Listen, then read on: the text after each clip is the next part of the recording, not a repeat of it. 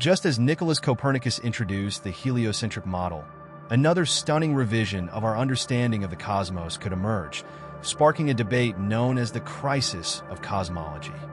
This crisis is marked by significant discrepancies in our measurements and understanding of the universe's fundamental properties, such as its age, size, and rate of expansion.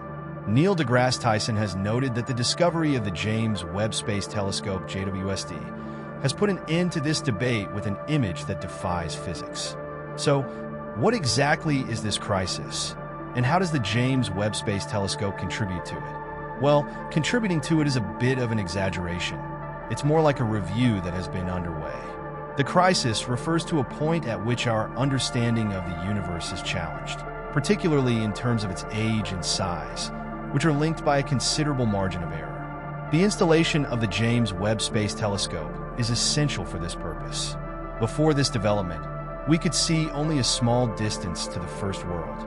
But with JWST's extra power, astronomers will be able to explore more distant galaxies, giving us new insights into the universe and challenging some of our assumptions. This advance allows us to look further back in time, closer to the Big Bang, and observe galaxies as they form, providing important data to support or challenge our example of the world. To fully understand the problem, it is important to review the standard model of the universe, known as the hot model of inflation or the cold lambda dark matter model, lambda CDM. This model is very successful in explaining the phenomena of the universe, from the cosmic perspective to the formation of the cosmic web and the growth of galaxies. The lambda CDM model suggests that the world started with a Big Bang followed by a period of rapid inflation and continued growth. It includes elements such as dark matter, which acts as an arc force, and dark energy, which drives the rapid expansion of the world. However, each new observation, especially with advanced instruments like JWST, raises the possibility that our current model is wrong or needs to be modified. The lambda CDM model is a prediction of the properties and behavior of galaxies at different stages of the universe's history. For example, early galaxies are predicted to be smaller, less dense, and less dense than those found in the local universe. This is because there are more heavy elements in the cores of stars, which are dispersed by processes such as supernova explosions, which take a long time to find. According to this model, in retrospect, galaxies should be smaller, bluer, less evolved, and richer in heavy elements. This leads us to expect to enter periods of life without visible stars or constellations. However, scientists have found conflicting evidence that challenges these predictions, causing problems in the universe. The problem in the planet is centered on the uncertainty about the age of the planet. Different measurement methods can produce different results, so it is difficult for scientists to resolve these differences. To solve this problem, scientists use several methods to measure the age of the Earth. One of these is the study of the universe's background radiation, which includes the discovery of the history of the universe's expansion and the use of mathematical models, such as Friedmann's equations based on Einstein's general theory for relativity, to determine the rate of expansion and age of the universe at different times of the cosmic microwave background. CMB remains from the early days of the universe an important tool for this measurement. Detailed maps of the CMB, such as those provided by the European Space Agency's Planck project, provide valuable information about the structure of the universe. However, these maps have nothing to say about dark energy, which is an important part of today's world. Despite this limitation, scientists can use Friedmann's equations and other observations to estimate the rate of expansion of the universe at different times and determine its age. Friedmann's equations describe the universe and calculate the density of various components such as dark matter, dark energy, and normal matter. By analyzing the CMB, scientists can determine what the universe was like in the past and explain the history of its expansion to the present day.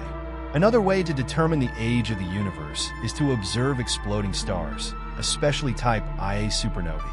These supernovae become standard luminaries because they have an internal luminosity. By comparing their observations with their observed observations, astronomers can determine their distance and the rate of expansion of the universe at different times. This technique, used in the 1990s, was instrumental in the discovery of dark energy, which is now essential to planetary measurements. It is very useful in determining the Hubble constant, a measure of the universe's expansion rate. Although not definitive, Hubble played an important role in charting the universe's expansion since the Big Bang. About 13.8 billion years ago, the universe began to expand. NASA has seen the implications of this money be significant. If the expansion is slow, it indicates that some unknown force, perhaps dark, is influencing the process. On the other hand, if the rate of expansion is fast, it may indicate the presence and influence of dark energy, which accelerates the growth of the universe. In January 2018, researchers discovered something interesting. Although many telescopes have shown that the rate of expansion of the universe varies depending on the field of view, the Hubble Space Telescope measured the fastest expansion in the nearest universe, while the telescope measured a Planck's slow expansion to the far reaches of the universe. This difference in measurement shows the vastness of the universe and reminds us of the pioneering work of Edwin Hubble, who first proposed the speed of the universe's expansion in 1929. Hubble's observations of distant stars showed that they are moving away from us, indicating that the universe is expanding. This discovery is one of the cornerstones of modern civilization. Now, when you think about the expansion of the universe, no matter where you are in the world, you see that phenomenon at the same rate as the Hubble expansion rate. Early calculations were based on limited data, but with technological advances such as the Hubble telescope and Gaia, we were able to detect more variables and refine our measurements. Other telescopes use CMB readings to calculate the constant, although this method is limited by the availability of supernovae for remote viewing, which limits our view of the universe. Since the discovery of dark energy in the 20th century, the debate between these two approaches to the age of the universe and its rate of expansion has puzzled scientists. As measurement technology becomes more accurate, small changes will occur due to the development of more sophisticated systems. This development raises more questions than it provides definitive answers. Although these differences are small, only 10 to 20 million years separate the conclusions, since the age of the universe is 13.77 billion years, and it needs to be carefully investigated. A possible explanation for this discrepancy is an error in our measurements of the CMB. Although it is one of the most accurate measurements, it has been extensively tested since its launch in 2013 to ensure accuracy. Another perspective points to a potential gap in our understanding of dark matter, suggesting that it may change over time and be affected by dark energy or other unknown factors. This possibility has been the subject of many exploratory studies. The accuracy of supernova measurements is also questionable, as the complexity of stellar explosions creates uncertainty in the models we use.